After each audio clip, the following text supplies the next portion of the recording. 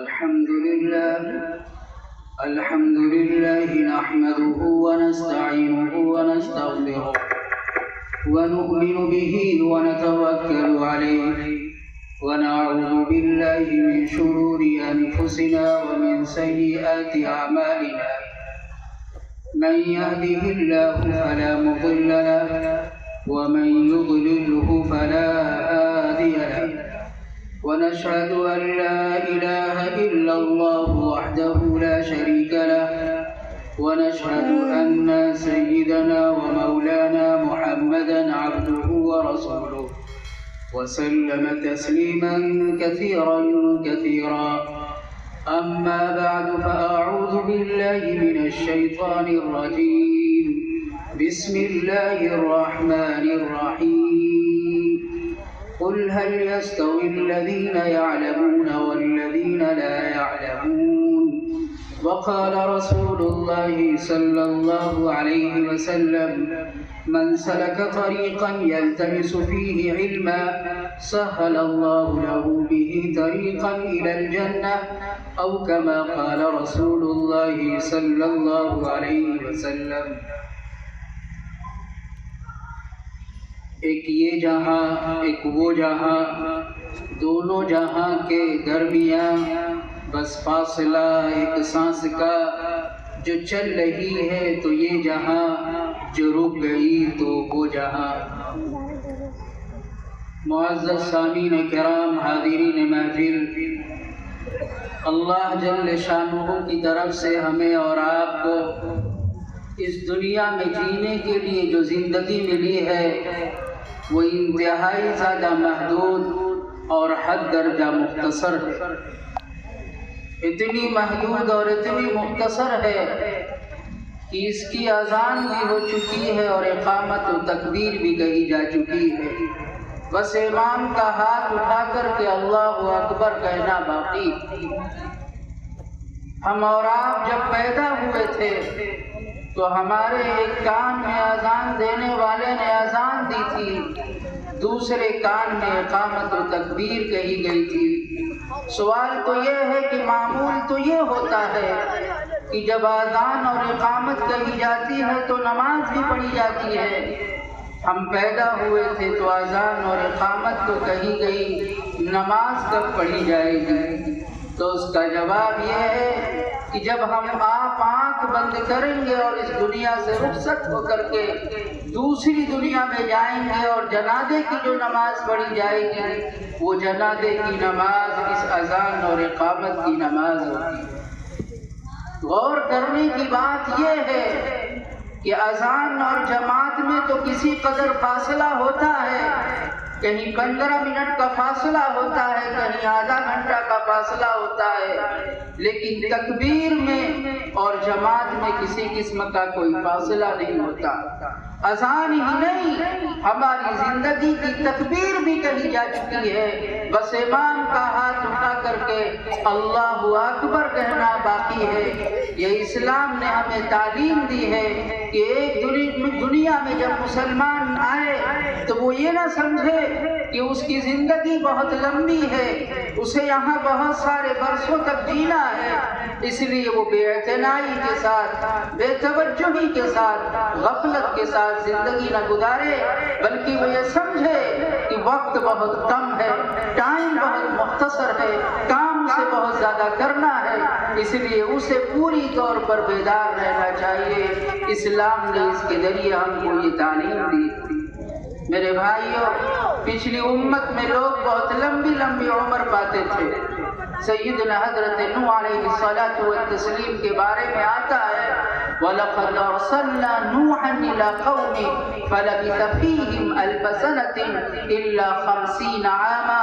کہ 950 برس تک حضرت نوح علیہ الصلاۃ والتسلیم نے اپنی قوم میں رہ کر کے دعوت و تبلیغ کی ہے، اسلام کی اور دین کی نشر و اشاعت کی ہے. لیکن جناب نبی کریم صلی اللہ تعالی علیہ وسلم نے فرمایا عامر امتی ما بین 60 الی 70. میری امت کی عمر اوسطاً بس یہی 50 سال 55 سال 60 سال 70 سال ہوگی۔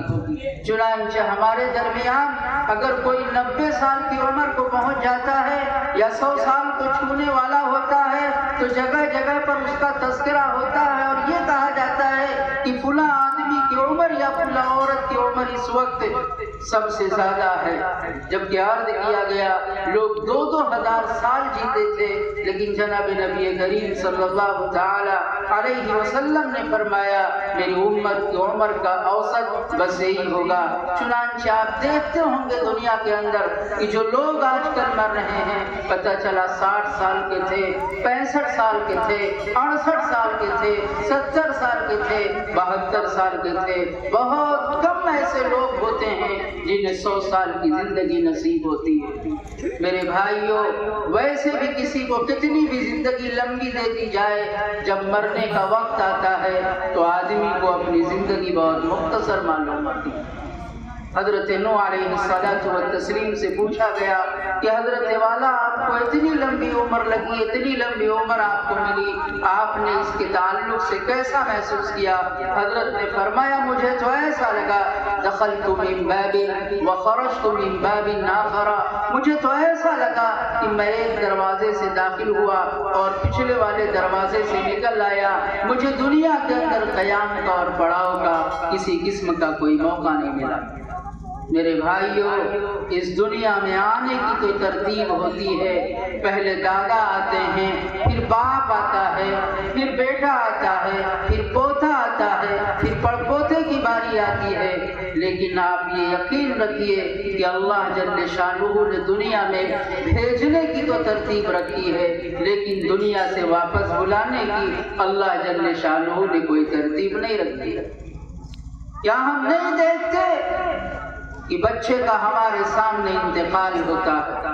وہ ہاتھ جو بچوں کو کھلاتا ہے ایک دن مجبور ہوتا ہے کہ وہی کھلانے والا ہاتھ بچے کو اپنے ہاتھ سے لے جا کر کے قبر کی منو مٹی کے نیچے دفناتا ہے۔ کیا ہمارے درمیان نوجوان کا انتقال نہیں ہوتا؟ کیا سب بوڑھے ہی ہوتے ہیں تبھی جا کر کے مرتے ہیں؟ ہم خواب اور خیال میں رہتے ہیں کہ ابھی تو ہمارے دادا جان زندہ ہیں، اس کے بعد تو ہمارے والد کی باری آئے گی، پھر پورا بڑے بھائی کی باری آئے گی، اس لیے آدمی مستی کی زندگی گزارتا ہے۔ یہ حقیقت سے آنکھ کو مودنا ہے۔ ہم دیکھتے ہیں کہ بچے کا بھی انتقال ہوتا ہے، ہم دیکھتے ہیں کہ نوجوان کا بھی انتقال ہوتا ہے، ہم یہ دیکھتے ہیں کہ ایک ادھیڑ عمر والا بھی دنیا سے جاتا ہے۔ اس لیے اس دنیا میں رہنا ہے آدمی کو الرٹ رہ کر کے اور پوری مستعدی کے ساتھ اور تندہی کے ساتھ اس زندگی کو گزارنا چاہیے، اور یہ یاد رکھنا چاہیے کہ کبھی بھی کسی کا بلاوا آ سکتا ہے۔ دنیا میں آنے کی ترتیب تو ہوتی ہے لیکن دنیا سے جانے کی کوئی ترتیب نہیں ہوتی۔ پھر یہ کہ میرے بھائیوں، ہمیں اور آپ کو اللہ جل شانہ نے یہ زندگی دی ہے۔ اللہ جل شانہ ہمارا اور آپ کا امتحان لیں گے اور اس زندگی کا ہمیں حساب و کتاب دینا ہوگا۔ اللہ جل شانہ فرماتے ہیں الذی خلق الموت والحیاة لیبلوکم ایکم احسن عملا، ہم نے انسان کو دنیا میں بھیجا ہے، زندگی بھی دی ہے، موت بھی ہے، ہم اس طاق میں ہیں اور ہم اس انتظار میں ہیں، ہم یہ دیکھنا چاہتے ہیں کہ ہمارا کون سا بندہ شاندار زندگی گزار کر کے ہمارے پاس آتا ہے۔ ہم یہ سمجھتے ہیں کہ ہماری اس زندگی کا کوئی حساب و کتاب نہیں ہوگا۔ آپ اپنی چھوٹی سی دکان کھولتے ہیں، اس کا مکمل حساب و کتاب رکھتے ہیں، ہر صبح شام اس کا حساب و کتاب کاپی میں لکھا جاتا ہے۔ اللہ جل شانہ نے اتنی بڑی کائنات بنائی، اس میں ہمیں اور آپ کو اشرف المخلوقات بنا کر کے انسان کی شکل میں بھیجا۔ اللہ نے ہمارے لیے کھانے کا بھی نظم کیا، اللہ نے ہمارے لیے پینے کا بھی نظم کیا، خداوند قدوس نے ہمارے لیے ہواؤں کا انتظام کیا۔ وہ اللہ جل شانہ کیا ہمارا حساب و کتاب نہیں لے گا؟ اللہ جل شانہ نے قرآن میں بارہا فرمایا کہ انسان اس بھول چوک میں نہ رہے کہ ہم انسان کی زندگی کا حساب و کتاب نہیں لیں گے۔ فرمایا یحسب الانسان ان یترک سدی، کیا یہ انسان اس گمان میں ہے، اس خیال میں ہے کہ اس کا حساب و کتاب نہیں لیا جائے گا؟ انسان اس وہم و گمان اور خیال میں نہ رہے کہ اس کو یوں ہی چھوڑ دیا جائے گا، اس کا حساب و کتاب نہیں لیا جائے گا۔ فرمایا ضرور بھی ضرور حساب و کتاب لیا جائے گا۔ آقا جناب نبی کریم صلی اللہ تعالی علیہ وسلم نے فرمایا کہ میدان محشر میں جب تک ہر آدمی 5 سوالوں کا جواب نہیں دے دے گا تب تک اس کو میدان محشر سے ہٹنے اور ٹلنے کی اجازت نہیں ہوگی۔ پہلے 5 سوالوں کا جواب دیجئے، پھر یہاں سے آپ کو ہٹنے کی، ٹلنے کی اور یہاں سے جانے کی اجازت ہوگی۔ کیا ہے وہ 5 سوال کہ ہم میں سے ہر ایک کو میدان محشر میں جواب اس کا دینا ہوگا، تبھی وہاں سے ہٹنے اور ٹلنے کی اجازت ہوگی۔ آقا جناب نبی کریم صلی اللہ تعالی علیہ وسلم نے فرمایا پہلا سوال ہوگا ان عمرہ فیما افنا، یہ بتاؤ میں نے تمہیں 60 سال کی، 75 سال کی، 70 سال کی، 65 سال کی زندگی دی تھی، یہ بتاؤ تم نے یہ زندگی کہاں گنوائی؟ ہماری طاعت میں گزاری، ہماری فرما برداری میں گزاری، یا یہ کہ ہماری نافرمانی میں گزاری؟ پہلے اس چیز کا حساب و کتاب دو۔ پھر اس کے بعد سوال ہوگا وعن شبابہ فیما ابلا، یہ بتاؤ جوانی ایک عمر کا بہترین حصہ تھا، جس وقت تمہارے قوہ نوجوان تھے، جس وقت تمہاری بینائی میں پوری دیکھنے کی صلاحیت تھی، سننے کی صلاحیت تھی، تم اپنا ہر کام اپنے ہاتھ سے کر سکتے تھے۔ فرماؤ وہ جوانی کا جو حسین مرحلہ تھا، فرماؤ وہ جوانی کا حسین مرحلہ تم نے کہاں گزارا؟ یہاں سوچنے اور سمجھنے کی بات ہے کہ جب ہم سے زندگی کا سوال کر لیا گیا تو زندگی کے سوال میں تو بچپنا بھی آ گیا، جوانی بھی آ گئی، ادھیڑ عمری بھی آ گئی، بڑھاپا بھی آ گیا، تو پھر الگ سے جوانی کے بارے میں کیوں سوال کیا جائے گا؟ اس لیے کہ جوانی زندگی کا سب سے حسین اور سب سے بہترین اور سب سے شاندار اور زوردار مرحلہ ہوتا ہے۔ اس لیے خداوند قدوس میدان محشر میں جوانی کے بارے میں سوال کریں گے۔ آج کے معاشرے اور سماج اور سوسائٹی میں ہمارا نوجوان سب سے زیادہ خدا سے غافل رہتا ہے۔ وہ سمجھتا ہے کہ ابھی تو عیاشی کے دن ہے، وہ یہ سمجھتا ہے کہ ابھی تو مستی کے دن ہے، ابھی تو وہ یہ سمجھتا ہے کہ ابھی تو موج کے ساتھ زندگی گزارنے کے دن ہے۔ گویا اس کو پورا یقین ہوگا کہ ابھی ادھیڑ عمری آئے گی، پھر اس کے بعد کہیں جا کر کے بڑھاپا آئے گا، پھر کہیں جا کر کے اسے موت آئے گی۔ میں نے عرض کیا ابھی کہ دیکھو اللہ نے دنیا میں آنے کی تو ترتیب رکھی ہے، لیکن دنیا سے جانے کی ترتیب نہیں رکھی۔ جیسے آپ کو وہ مزدور سب سے زیادہ پسند ہوتا ہے، نوجوان ہوتا ہے، طاقتور ہوتا ہے، اس لیے کہ وہ آپ کے کام کو اچھی طریقے سے انجام دے سکتا ہے، اسی طریقے سے اللہ کو زندگی کے ہر مرحلے کی عبادت بہت زیادہ پسند ہے، لیکن اس وقت کی عبادت بہت زیادہ پسند ہے جو آدمی جوانی کی حالت میں اللہ جل شانہ کی عبادت کرے۔ آپ کو نوجوان مزدور بہت زیادہ پسند ہے، اللہ جل شانہ کو نوجوان عبادت گزار بہت زیادہ پسند ہے۔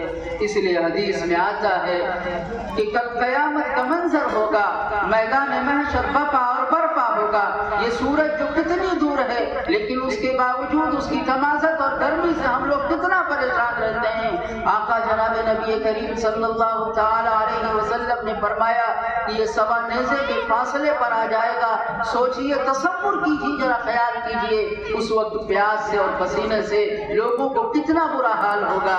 اللہ کے رسول نے فرمایا لیکن 7 خوش نصیب ایسے ہوں گے کہ جن کو اللہ جل شانہ اس پریشانی کی گھڑی میں بھی اپنے عرش کا سایہ نصیب فرمائیں گے، اور لوگ پریشانی میں مبتلا ہوں گے لیکن یہ 7 خوش نصیب پریشانی میں مبتلا نہیں ہوں گے، اللہ اپنے عرش میں خاص جگہ انہیں عنایت فرمائیں گے۔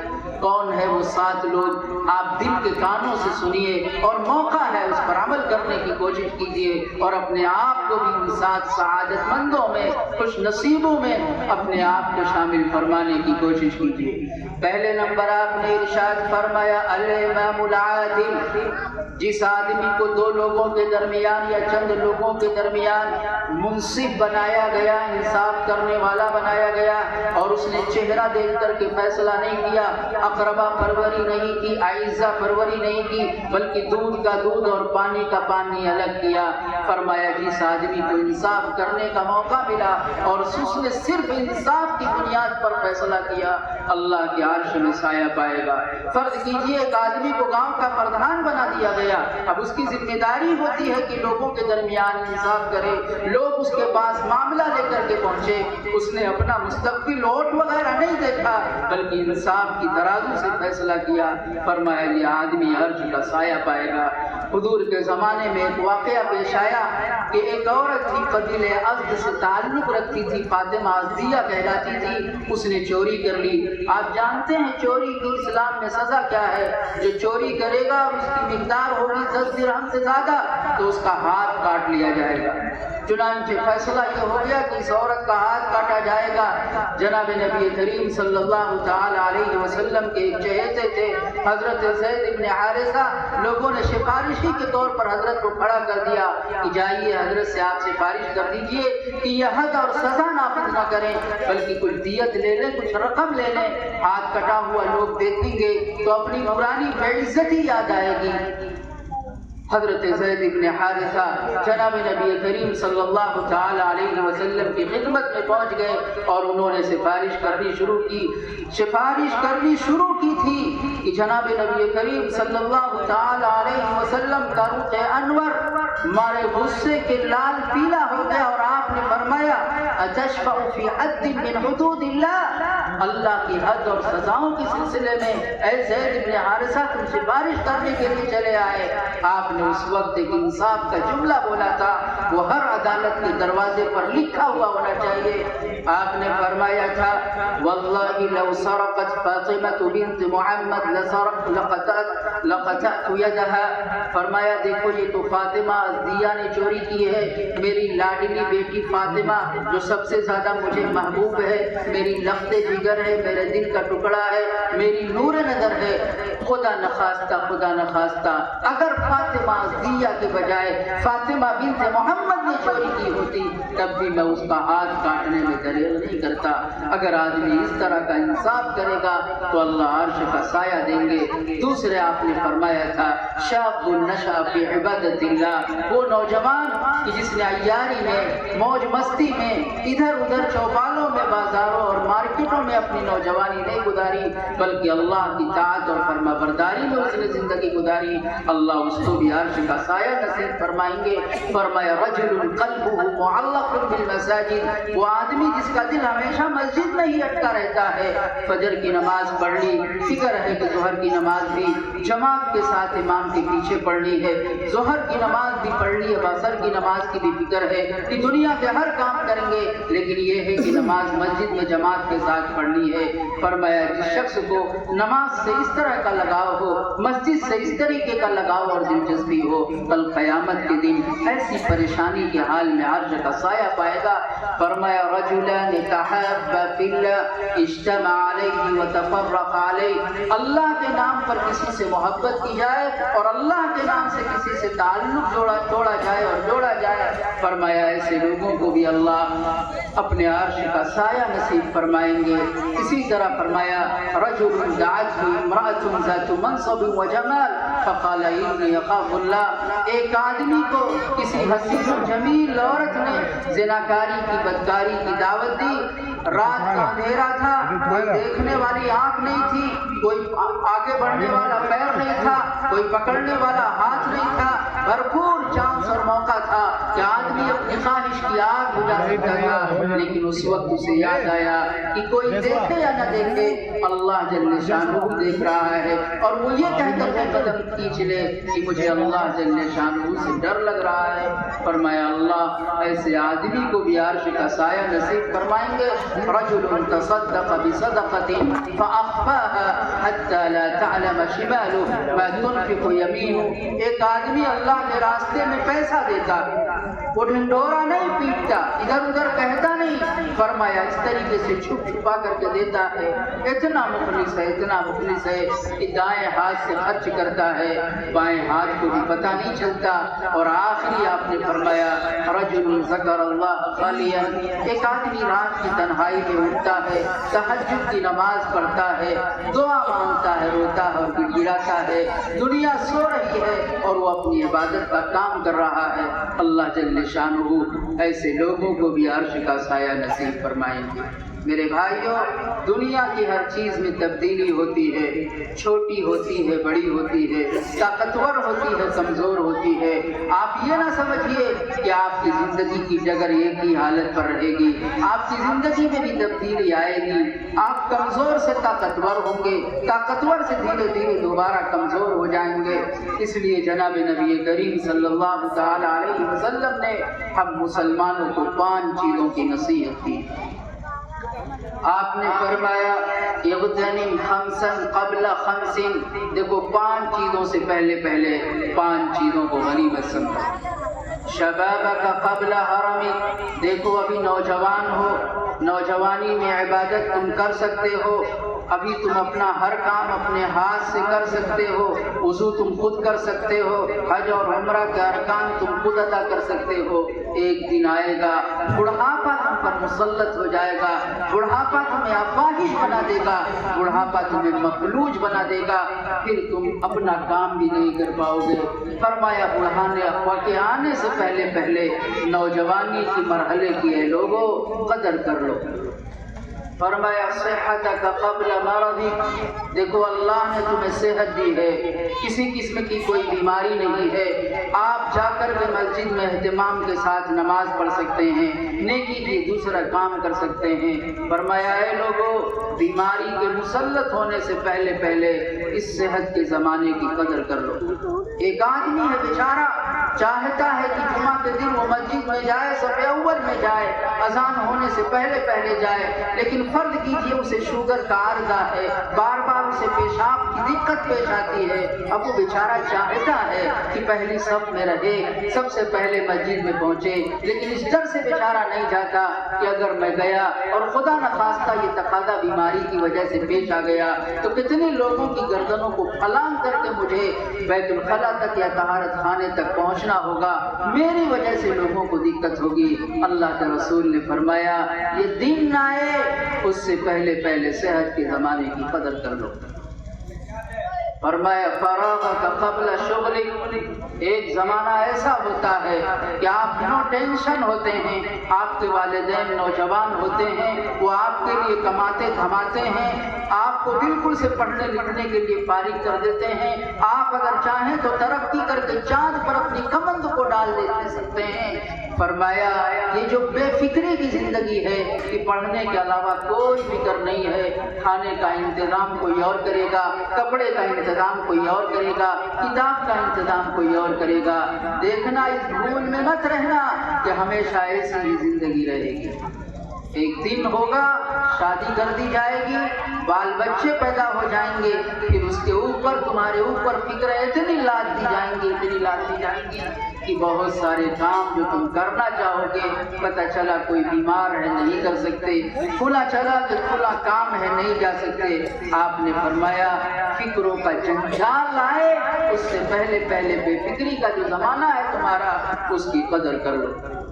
एक चीज़ आपने फरमाया ग़िना का क़ब्ल फ़क़्री, अभी आप घर के मालिक हैं, काला सफ़ेद आपके हाथ में है, आप अल्लाह के रास्ते में कुछ खर्च करना चाहें, किसी गरीब भाई का कोई ताउन करना चाहें तो कोई हाथ नहीं है जो आपको रोक सके, आप अपने मन मर्जी के मुताबिक खर्चा कर सकते हैं। लेकिन एक दिन वो दिन आएगा कि या तो आप बिस्तर मर्ज पर पड़ जाएंगे या बिस्तर मर्ग पर पड़ जाएंगे और कारोबार की लगाम सब बच्चों के हाथ में पहुंच जाएगी, आपके पास पैसे नहीं रहेंगे।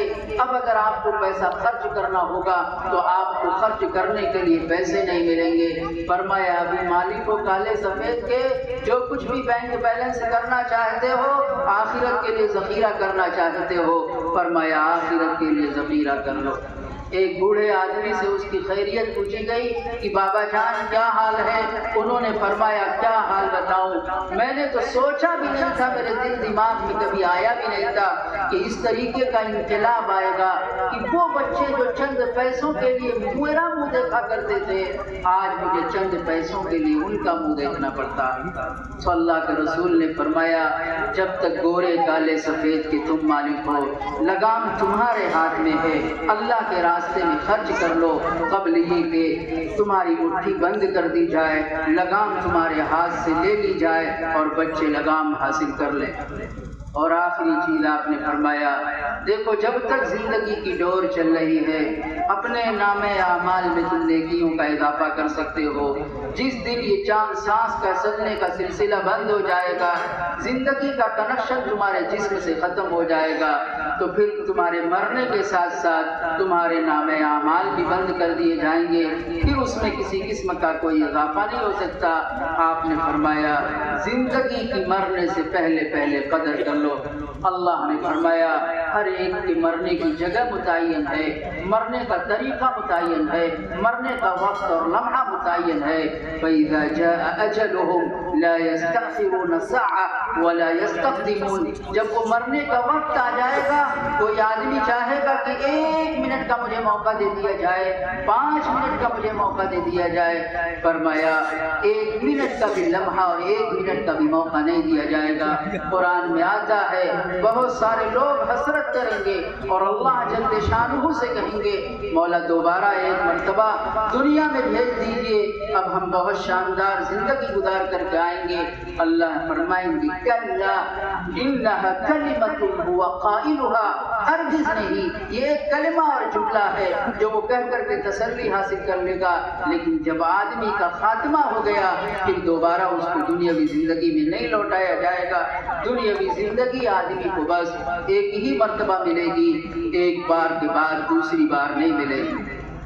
میرے بھائیوں، ہم پر جہاں بہت سارے حالات آتے ہیں اس کی جہاں بہت ساری وجہ ہے، وہیں اللہ کے رسول صلی اللہ تعالی علیہ وسلم کے فرمان کے مطابق جب میری امت گناہ میں حد سے زیادہ مبتلا ہو جائے گی تو پھر اس پر آفات کا اور بلیات کا اور مصائب کا ایسا سلسلہ شروع کر دیا جائے گا۔ آپ نے تشبیہ دی، ایسا سمجھو جیسے تسبیح ہو اور تسبیح کا دھاگا ٹوٹ جائے تو دانا ایک کے بعد ایک، ایک کے بعد ایک، ایک کے بعد ایک، ایک کے بعد ایک لگاتار مسلسل گرتا رہتا ہے۔ فرمایا جب میری امت بہت زیادہ گناہوں میں مبتلا ہو جائے گی تو یہی صورتحال ہوگی کہ ایک آفت جائے گی نہیں، دوسری آفت منہ کھولے کھڑی رہے گی۔ داخلی بھی مسائل ہوں گے، خارجی بھی مشکلات ہوگی، گھریلو بھی پریشانیاں ہوں گی، گھر کے باہر بھی پریشانیاں ہوں گی۔ آج صورتحال میرے بھائیو یہ ہے کہ ہمارا مسلمان کا 50% طبقے کا حصہ پہلے ہی سے کھلم کھلا گناہ کرتا تھا، فلمیں دیکھنا، گناہ کرنا۔ اب ہمارے پاس موبائل جیسی چیز ایسی آ گئی کہ جو لوگ کھلم کھلا اپنی عرفی حیثیت کی وجہ سے یہ گناہ نہیں کر سکتے تھے، اب وہ بستر میں رضائی اوڑھ کر کے یہ کام بخوبی انجام دے رہے ہیں اور انجام دے سکتے ہیں۔ تو پہلے حصہ 50% کا تھا، اب وہ بڑھ کر کے 80 اور 85%۔ میرے بھائیوں، وہ دور آ چکا ہے کہ اللہ جل شانہ کے خوف کے علاوہ کوئی دوسری چیز ہم کو اور آپ کو گناہ سے نہیں بچا سکتی۔ ہم مفتی صاحب بھی رہیں، ہم امام بھی رہیں اور ساتھ ساتھ ہم اس طرح گناہ کریں کہ ہماری بیوی بچوں کو بھی پتہ نہ ہو، جو سوتے وقت بالکل سے ہمارے بغل اور قریب میں رہتے ہیں۔ ایسا بھی میرے بھائیوں ممکن ہے، دشمن نے ایسا آلہ آپ کے ہاتھ میں پہنچا دیا ہے کہ اگر آواز کسی کو جگا سکتی ہے تو اس کا بھی انتظام کر دیا کہ آپ کان میں کھلا چیز لگا لیجئے، صرف آپ رہیں گے، آپ کے کان تک آواز جائے گی، کوئی دوسرا سنے گا بھی نہیں، یہاں تک کا انتظام کر دیا۔ حالانکہ ہم مسلمان ہیں، ہمیشہ ہمیں اس بات کا عقیدہ رکھنا چاہیے کہ ہم مسلمان ہونے کے ناطے ہمیشہ 7 خفیہ کیمروں کی نظر میں رہتے ہیں۔ لوگ خفیہ کیمرہ لگا دیتے ہیں، آدمی جانتا نہیں، غلط حرکتیں کرتا ہے، ساری تصویر اس میں آ جاتی ہے۔ ایک مسلمان جب گناہ کرتا ہے تو وہ 7 کیمروں میں قید کیا جاتا ہے اور اس بیچارے کو پتہ بھی نہیں ہوتا کیا ہے وہ 7 خفیہ کیمرے کہ ہم دنیا سے چھپانے میں تو کامیاب ہو سکتے ہیں لیکن اس 7 خفیہ کیمروں سے اپنے آپ کو نہیں چھپا سکتے۔ پہلی چیز یہ ہے میرے بھائیوں، ہم گناہ کتنی بھی رات کی تاریکی میں بھی کریں، کتنے بھی بجے کریں، ہم سب سے تو چھپا سکتے ہیں لیکن اپنے اللہ جل شانہ سے اس گناہ کو نہیں چھپا سکتے۔ ایک آدمی کا اپنے گھر کی نوکرانی کے ساتھ عشق اور تعلق ہو گیا۔ ایک دن اس نے دیکھا کہ موقع اچھا ہے، وہ اپنے دفتر اور آفس نہیں گیا اور اس نے اپنی اس گھر کی نوکرانی اور خادمہ سے کہا کہ ساری کھڑکیاں اور سارے دروازے بند کر کے میرے پاس آ جاؤ۔ وہ بیچاری سمجھ گئی کہ اس کا ارادہ اچھا نہیں ہے، یہ بدنیت ہے۔ اس نے بند کرنا شروع کیا، آنکھوں میں آنسوؤں کو سمندر تھا۔ اس نے کہا کیوں اتنی دیر لگ رہی ہے؟ کون سی کھڑکی ہے اور کون سا دروازہ ہے جو تم سے نہیں بند ہو رہا ہے؟ بتاؤ، میں اسے بند کرتا ہوں۔ اس اللہ کی بندی نے کہا مخلوق جس کھڑکی اور دروازے سے دیکھ سکتی تھی صاحب، وہ صاحب کو میں نے بند کر دیے، لیکن خالق اور اللہ اور رزاق رزق دینے والا جس کھڑکی سے دیکھتا ہے، جس دروازے سے دیکھتا ہے، وہ کھڑکی دروازہ مجھ سے نہیں بند ہو پا رہا ہے، آپ ہو سکے تو اسے بند کر دیجیے۔ اللہ نے بارہا قرآن میں فرمایا کہ تم سب سے چھپ سکتے ہو، تم سب سے چھپ سکتے ہو، تم ہم سے نہیں چھپ سکتے۔ اللہ نے فرمایا اللہ یعلم ما تحمل كل انثى وما تغيض الارحام وما تزداد وكل شيء عنده بمقدار عالم الغيب والشهادة الكبير المتعال۔ فرمایا مادر رحم میں بچہ پیدا ہوتا ہے، کیا ہوتی ہے اس کی مکمل ڈیٹیل اور کیفیت؟ فرمایا وہ ماں کے پیٹ میں رہتا ہے، ماں کو بھی خبر نہیں رہتی۔ اللہ جل شانہ فرماتے ہیں کتنے اعضاء اس کے ہوں گے، کتنا بڑا اس کا سائز ہوگا، کتنے اعضاء اس کے گھٹے ہوئے ہوں گے، کتنے بڑے ہوئے ہوں گے، کوئی جانے یا نہ جانے، میں اس چیز کو جانتا ہوں۔ آپ چپتے چپتے باتیں کرتے ہیں ایسی عورتوں سے جس کا آپ سے کوئی جائز رشتہ نہیں ہوتا اور سمجھتے ہیں کہ کوئی نہیں جانتا۔ اللہ تعالیٰ فرماتے ہیں وَأَسِرُّوا قَوْلَكُمْ وَاجْهَرُوا بِهِ إِنَّهُ عَلِيمٌ بِذَاتِ الصُّدُورِ۔ تم زور زور سے باتیں کرو، چپکے چپکے سے باتیں کرو، سب سے تو تم چھپا سکتے ہو، لیکن میرا حال یہ ہے کہ بات زبان پر نہیں آتی، دل ہی میں سے گزرتی ہے۔ فرمایا دل میں جس وقت گزرتی ہے کوئی جانے اور نہ جانے، میں اس چیز کو جانتا ہوں۔ اللہ جل شانہ ہی کو تو ہمیں حساب و کتاب دینا ہے۔ اس لیے میرے بھائیوں، آپ رات کے اندھیرے میں بھی جب گناہ کریں تو آدمی کو ہمیشہ یہ بات یاد رکھنی چاہیے۔ اللہ جل شانہ نے فرمایا کہ ہم نے جنت بھی بنائی ہے اور جہنم بھی بنائی ہے، پھر اللہ نے بہت کلیئر کر دیا ہے کہ ہم کس کو جہنم دیں گے اور کس کو جنت دیں گے۔ اللہ جل شانہ نے فرمایا فَأَمَّا مَن طَغَىٰ وَآثَرَ الْحَيَاةَ الدُّنْيَا فَإِنَّ الْجَحِيمَ هِيَ الْمَأْوَىٰ۔ جو سرکشی برتے گا، ایک مسلمان کو معلوم ہے کہ 5 وقت نماز پڑھنا ضروری ہے لیکن اس کے باوجود بھی وہ نہیں پڑھتا، یہ ایک طرح کی سرکشی ہے۔ ایک مسلمان جانتا ہے کہ عاقل بالغ کو روزہ رکھنا ضروری ہے، اس کے باوجود یہ کہتا ہے روزہ وہ رکھتے جس کو کھانے کیوں نہ ہو، یہ ایک طرح کی سرکشی ہے۔ اور فرمایا جو دنیاوی زندگی کو ترجیح دے گا، یہ چیز سن لیتے ہیں دنیا میں مزہ آئے گا، نفس کو مزہ آئے گا، یہ کام کر لیتے ہیں بہت شاندار ابھی مزہ آ جائے گا، اور آخرت کو پس پشت ڈال دیتا ہے۔ فرمایا ایسے لوگوں کا ٹھکانہ جہنم میں ہو۔ بچوں کو انگریزی تعلیم دے دیں گے، کیوں؟ دنیا بن جائے گی، آخرت کا کیا ہوگا؟ آخرت کے بارے میں کچھ نہیں۔ فرمایا جو ہر معاملے میں دنیاوی زندگی کو ترجیح دے گا اور آخرت کو پس پشت ڈال دے گا، کسی کا ناجائز مال لے لے گا، کسی کی چیز غصب کر لے گا، کسی کی چیز ہڑپ کر لے گا، کیوں؟ آخرت میں اس کا نقصان ہوگا، جانتا ہے، لیکن دنیا میں تو فائدہ ہو جائے گا۔ فرمایا ہم ایسے آدمی کو جہنم میں داخل کریں گے۔ جنت میں کون جائے گا میرے بھائی؟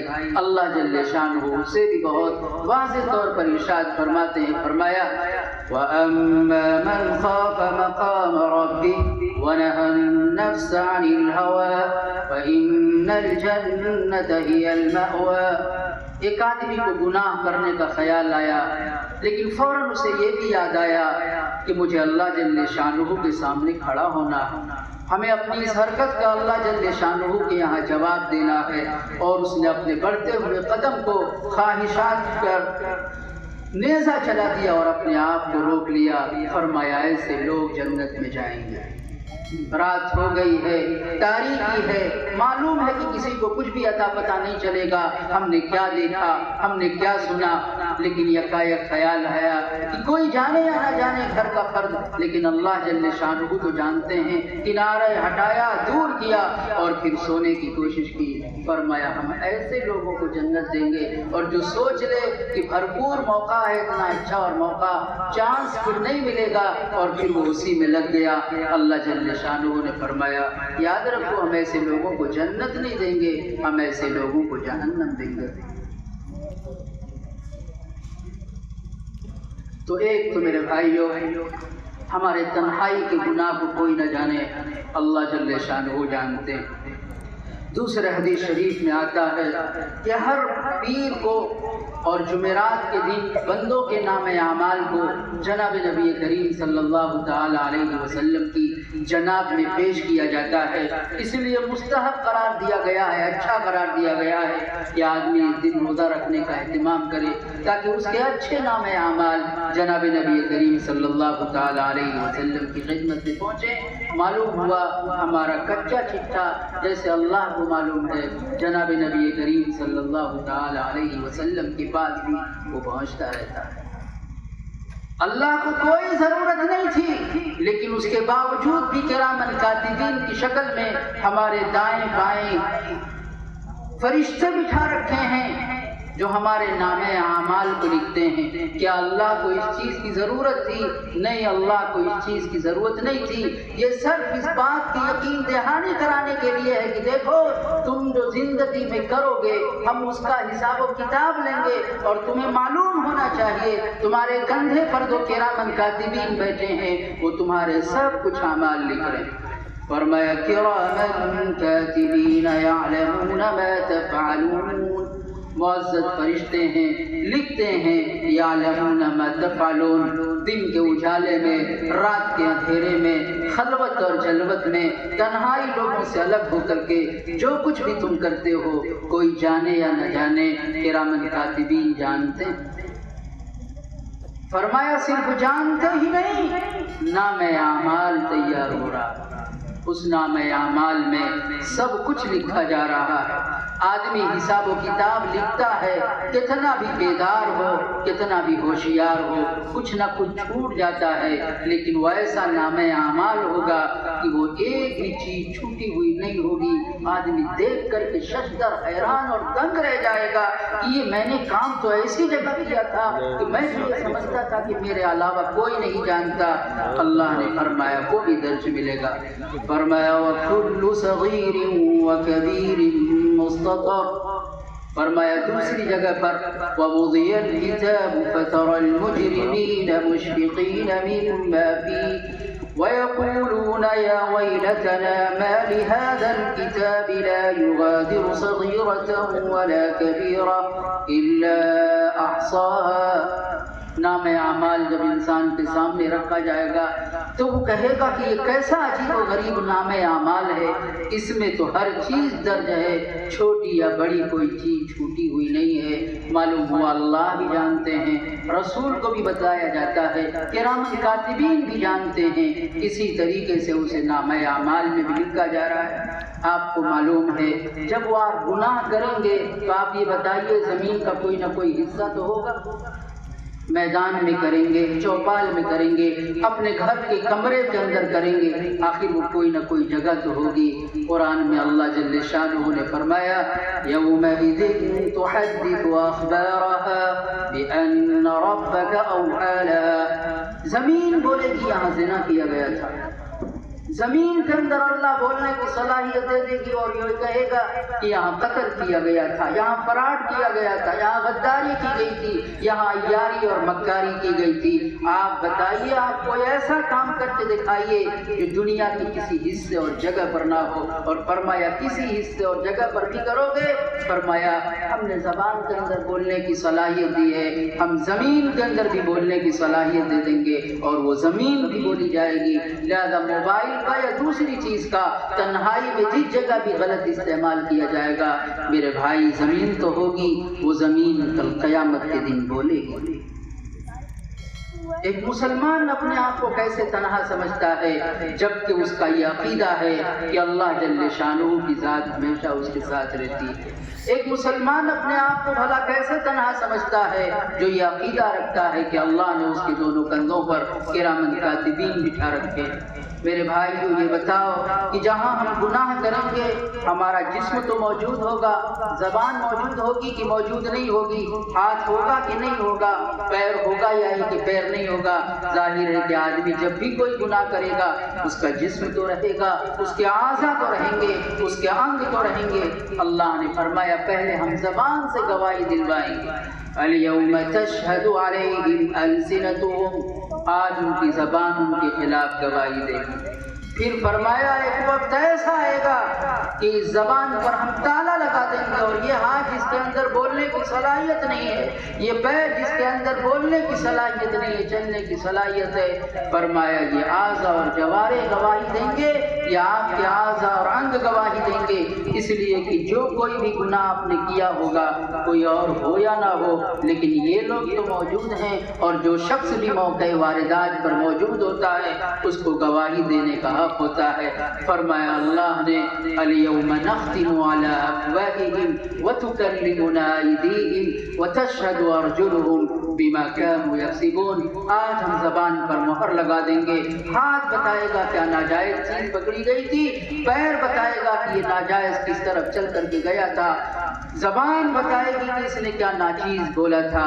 اس لیے میرے بھائیوں، اب تک جو ہوا نادانی میں ہوا، صبح کا بھٹکا ہوا اگر شام کو واپس آ جاتا ہے، توبہ کا دروازہ ہمیشہ ایک مسلمان کے لیے کھلا ہوتا ہے۔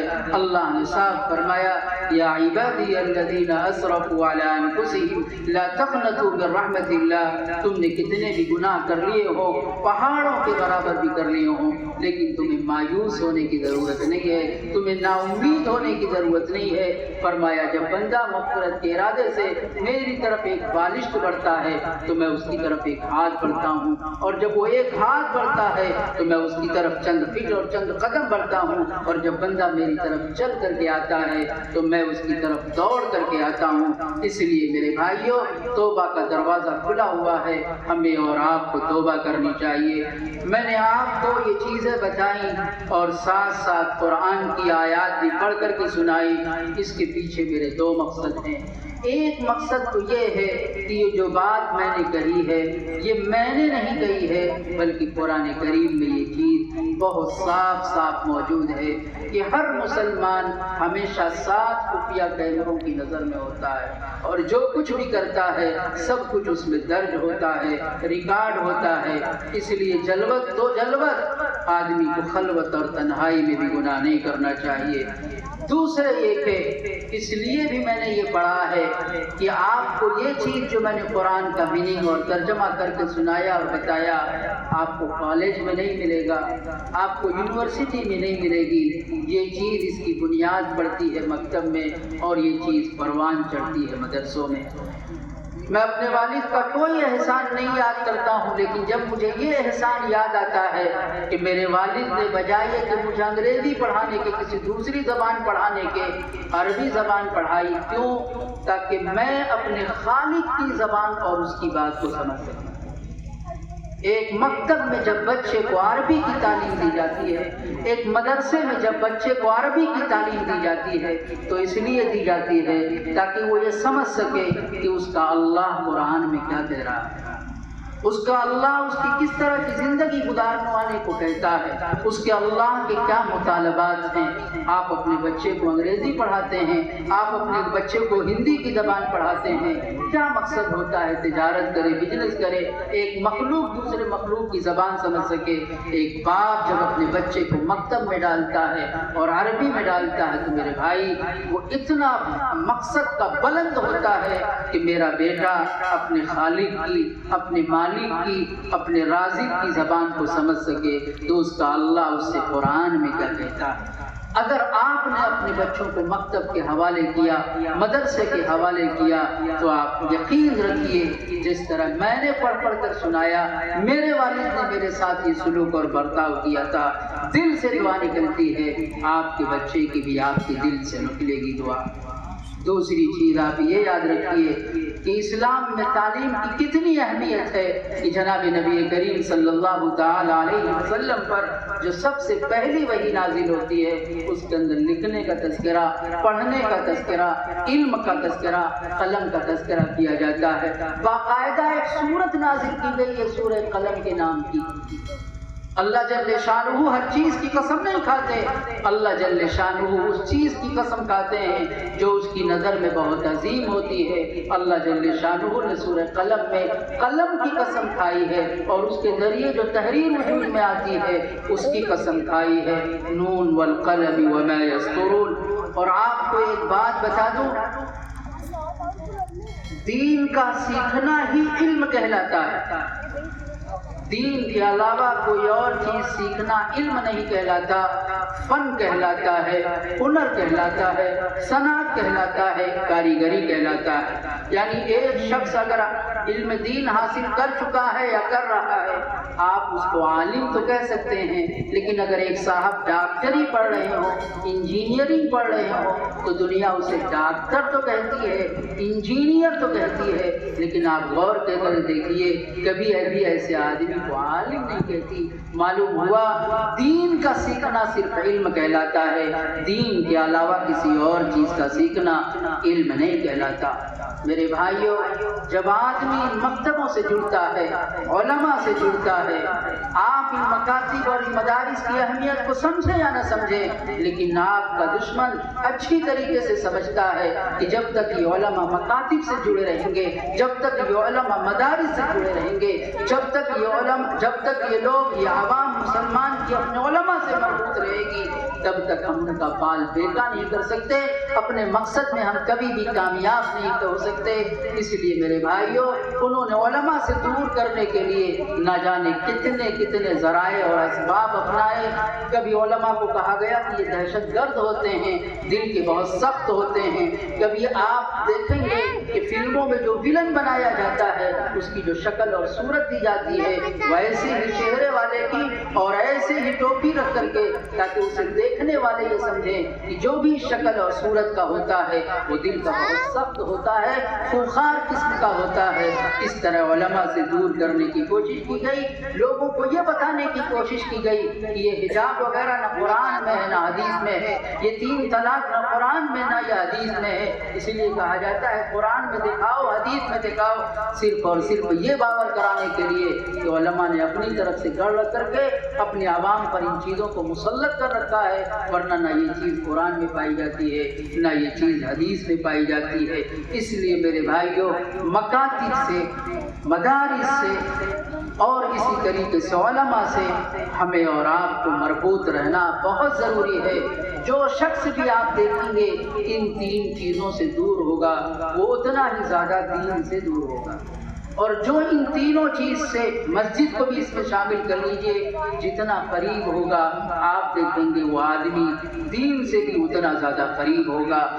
اور ایک مسلمان کو یہ بات یاد رکھنی چاہیے، اللہ نے دنیا 2 بنائی ہے، لیکن اصل دنیا یہ دنیا نہیں ہے، بلکہ کہ اصل دنیا آخرت کی دنیا ہے۔ حضرت ابن عمر کا جناب نبی کریم صلی اللہ تعالی علیہ وسلم نے کندھا پکڑ کر کے فرمایا تھا، یا ابن عمر کن فی الدنیا کأنک غریب او عابر سبیل، اے ابن عمر اگر ہو سکے تو دنیا میں زندگی اس طرح گزارنا جیسا کہ ایک پردیسی پردیس میں گزارتا ہے۔ پردیسی پردیس میں رہتا ہے، زیادہ ٹھاٹ باٹ کا انتظام نہیں کرتا، اس لیے کہ وہ یہ جانتا ہے کہ یہ میرا اصل مقام اور اصل گھر تھوڑی ہے، بس ضرورت کی چیز رکھتا ہے۔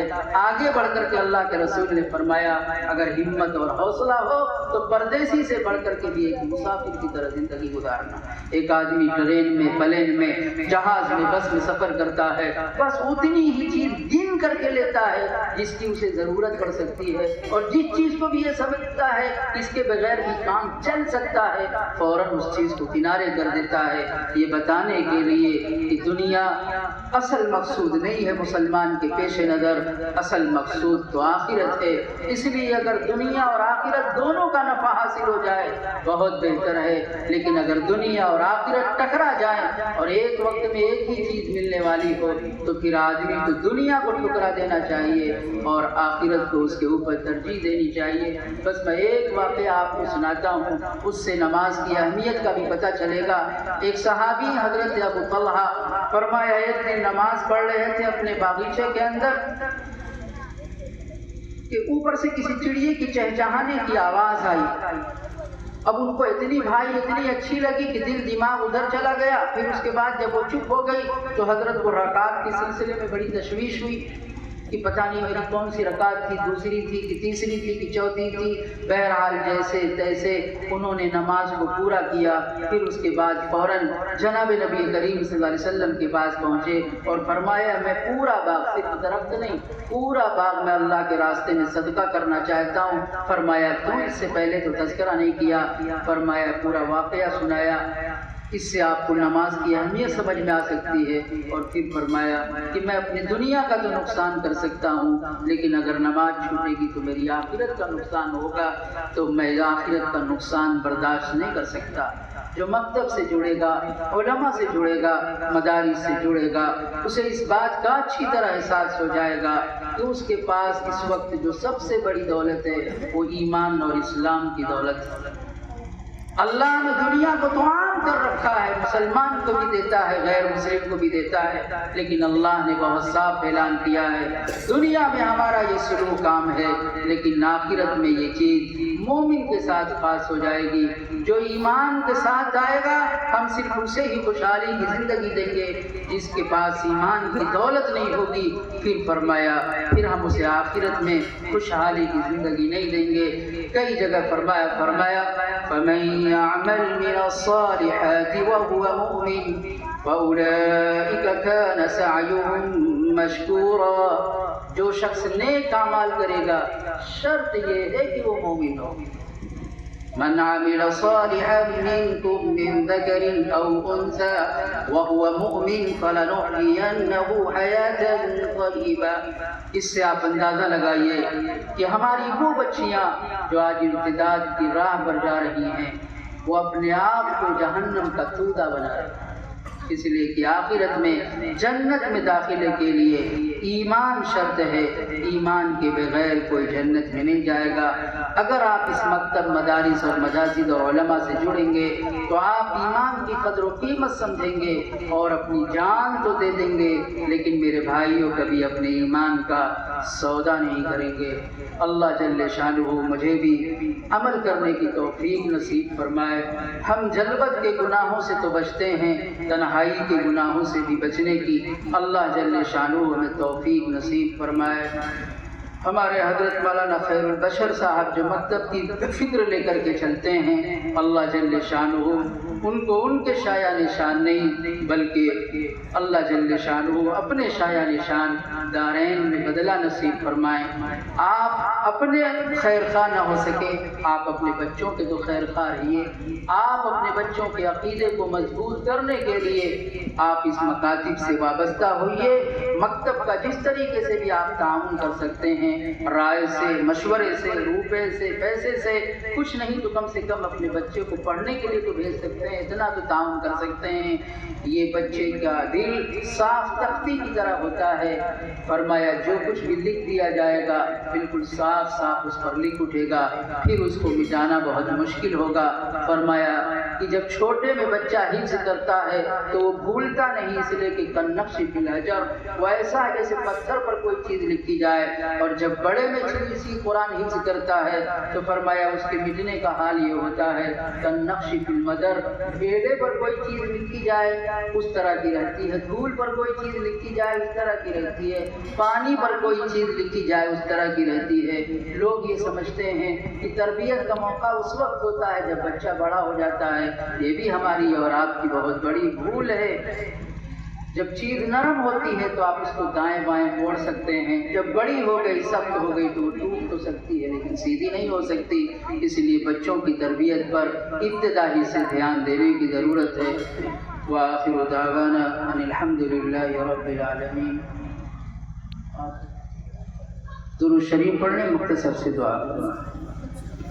اللهم صل على محمد وعلى آل محمد كما صليت على إبراهيم وعلى آل إبراهيم إنك حميد مجيد، اللهم بارك على محمد وعلى آل محمد كما باركت على إبراهيم وعلى آل إبراهيم إنك حميد مجيد، اللهم أنت السلام ومنك السلام، تباركت يا ذا الجلال والإكرام، ربنا آتنا في الدنيا حسنة وفي الآخرة حسنة وقنا عذاب النار، اللهم إني ظلمت نفسي ظلما كثيرا ولا يغفر الذنوب إلا أنت فاغفر لي مغفرة من عندك وارحمني إنك أنت الغفور الرحيم، ربنا ظلمنا أنفسنا وإن لم تغفر لنا وترحمنا لنكونن من الخاسرين، ربنا إننا سمعنا مناديا ينادي للإيمان أن آمنوا بربكم فآمنا، ربنا فاغفر لنا ذنوبنا وكفر عنا سيئاتنا وتوفنا مع الأبرار، ربنا آتنا ما وعدتنا على رسلك ولا تخزنا يوم القيامة إنك لا تخلف الميعاد، رب اجعلني مقيم الصلاة ومن ذريتي ربنا وتقبل دعاء۔ اے مولا کریم ہم سب گنہگار ہیں، اے مولا کریم ہم سب سیاکار ریاکار ہیں، اے مولا کریم ہم سر سے لے کر کے پیر تک گناہوں میں ڈوبے ہوئے ہیں، لیکن اے مولا کریم ہمارا ایمان ہے آپ غفار الذنوب ہیں، آپ گناہوں کو معاف کرنے والے ہیں، ہم کتنے بھی گناہ کر لیں لیکن تیرے مغفرت کی چادر اس سے کہیں زیادہ وسیع ہے۔ اے مولا کریم مبارک رات ہے، علماء نے تیرے نبی کی باتیں بیان کی ہیں، مولا کریم سفید ریش بھی موجود ہیں، معصوم بچے بھی موجود ہیں، تیرے نبی اور حبیب کا ارشاد ہے کہ جب بندہ اللہ کی جناب میں دربار میں ہاتھ اٹھاتا ہے تو اللہ کو خالی ہاتھ واپس کرتے ہوئے شرم آتی ہے۔ مولا بڑی امیدوں کے ساتھ ہم نے یہاں ہاتھ اٹھائے ہیں، آپ ہمارے سیئات معاف فرما دیجئے، گناہ صغیرہ کو بھی معاف فرما دیجئے، گناہ کبیرہ کو بھی معاف فرما دیجئے، ان گناہوں کو بھی معاف فرما دیجئے جو ہم نے دن کے اجالوں میں کیے، ان گناہوں کو بھی معاف فرما دیجئے جو ہم نے رات کے اندھیرے میں کیے، ان گناہوں کو بھی معاف فرما دیجئے جو ہم نے جان بوجھ کر کے کیے، مولا ان گناہوں کو بھی معاف فرما دیجئے جو ہم سے انجانے میں سرزد اور صادر ہو گئے۔ مولا آپ ستار العیوب ہیں، اے مولا آپ نے ہمارے عیبوں پر پردہ ڈال رکھا ہے، اگر آپ ہمارے ساتھ ستار العیوبی کا معاملہ نہ فرماتے تو کوئی کسی کے سامنے بیٹھنے کو تیار نہ ہوتا، کوئی کسی کی سننے کو تیار نہیں ہوتا۔ اے مولا جس طریقے سے اس دنیا میں آپ نے ہم سبھی کے ساتھ ستاری کا پردہ پوشی کا معاملہ کر رکھا ہے، کل قیامت کے دن جب میدان محشر کا مجمع ہوگا، حضرت آدم علیہ الصلاۃ والتسلیم سے لے کر اس امت کا آخری فرد پر مشتمل وہاں مجمع ہوگا۔ اے مولا کریم، اے مولا کریم، اے مولا کریم وہاں بھی اس دنیا میں بھی ہمارے ساتھ ستاری کا اور پردہ پوشی کا معاملہ فرمائیے۔ اے مولا کریم ہم ہمت اور حوصلے کے کم ہیں، کمزور ہیں، مولا کریم ہر معاملے میں ہمارے ساتھ آپ عافیت کا معاملہ فرمائیے، رحم و کرم کا معاملہ فرمائیے۔ دنیا کے جس خطے اور حصے میں مسلمان پریشان حال ہیں، اے مولا کریم سب کی پریشانیوں کو دور فرما دیجیے، مولا کریم سب کی پریشانیوں کو دور فرما دیجیے۔ مولا مجمع میں جتنے جتنے بھی احباب موجود ہیں ہر ایک کی کوئی نہ کوئی جائز تمنا اور جائز مراد ہوگی۔ اے مولا کریم بات چیزیں تو اب بندہ اپنے جیسے بندے کے سامنے کہہ بھی نہیں سکتا، لیکن مولا آپ تو علیم بذات الصدور ہیں، کہنے کی بھی ضرورت نہیں ہے، آپ تو دلوں کا حال ہم سے اچھی طریقے سے جانتے ہیں۔ اے مولا کریم ہر ایک کی جائز تمناؤں کو پورا فرما، ہر ایک کی جائز مرادوں کو پورا فرما۔ جو بے روزگار ہیں مولا کریم انہیں برسر روزگار فرما، جو برسر روزگار ہیں ان کی روزی روٹی میں برکت نصیب فرما۔ اے مولا کریم تجارت کے تعلق سے، کاروبار کے تعلق سے جو رکاوٹیں ہیں اے مولا کریم وہ تمام تر رکاوٹیں دور فرما۔ ہمارے گھر میں، خاندان میں یا مجلس میں جس کا بھی کوئی بیمار ہو اے مولا کریم اس کے ساتھ عافیت کا معاملہ فرمائیے، صحت مستمرہ عاجلہ دائمہ اے مولا کریم اسے نصیب فرمائیے۔ جو لوگ بقید حیات ہیں انہیں سیدھے راستے پر چلنا آسان فرما دیجیے۔ ضلالت کے اس دور میں اے مولا کریم ہدایت کے راستے پر اور نجات کے راستے پر ہم سب کا چلنا آسان فرما دیجیے۔ اے مولا کریم اس مجلس کو بے حد قبول فرما لیجیے۔ یہاں جو کچھ بھی کہا سنا گیا ہے مولا کریم اس میں جو غلطیاں ہوئی ہیں اسے معاف فرما کر کے مابقیہ مجلس کے حصے کو اے مولا کریم صرف اس بستی کے لیے نہیں بلکہ قرب و جوار کے لیے بھی اسے خیر کا ذریعہ بنا دیجیے۔ جو باتیں تیرے نام لے کر یا تیرے حبیب کا نام لے کر کے کہی گئی ہیں اے مولا کریم ہمیں اس پر عمل کرنے کی توفیق نصیب فرمائیے۔ مولا مختصر سا سفر ہوتا ہے، آدمی کتنے دنوں سے تیاری کرتا ہے، موت اور آخرت کے سفر پر ہم سب کو جانا ہے، کتنا لمبا سفر ہے، نہ اس سفر کا کسی قسم کا کوئی تجربہ ہے لیکن ہم اس سے غافل ہیں۔ اے مولا کریم ہمیں مرنے سے پہلے پہلے موت کے سفر کرنے کی تیاری کرنے کی توفیق نصیب فرما۔ اے مولا کریم جس مکتب میں ہم بیٹھے ہیں اے مولا کریم اسے دن دگنی رات چوگنی ترقی نصیب فرما، ہر طرح کے خیر سے مالا مال فرما، ہر طرح کے شر سے اس کی حفاظت فرما، اس کی ضروریات سے آپ ہم سے زیادہ واقف ہیں، غیب سے اے مولا کریم اس کا انتظام فرما، اسے لوگوں کے لیے خیر کا ذریعہ بنا۔ اے مولا کریم یہاں پڑھنے والے کو محروم نہ فرما، ہر ایک کو علم دین کی دولت سے مالا مال فرما، شرریوں کے شر سے، حاسدین کے حسد سے، فتینوں کے فتنے سے، قاصدین کے کسد سے اے مولا کریم اس مکتب میں جڑے ہوئے جتنے بھی لوگ ہیں اے مولا کریم سب کی حفاظت فرما، یہاں جو لوگ خدمت کرتے ہیں ان کی خدمات کو قبول فرما۔ اے مولا کریم ان کی ضروریات کی غیب سے انتظام فرما، مولا جو مانگا ہے وہ بھی عطا فرما، جو مانگنے سے رہ گیا ہے تیرے حبیب نے مانگا ہے اے مولا کریم ہمارا بھی حصہ نصیب فرما۔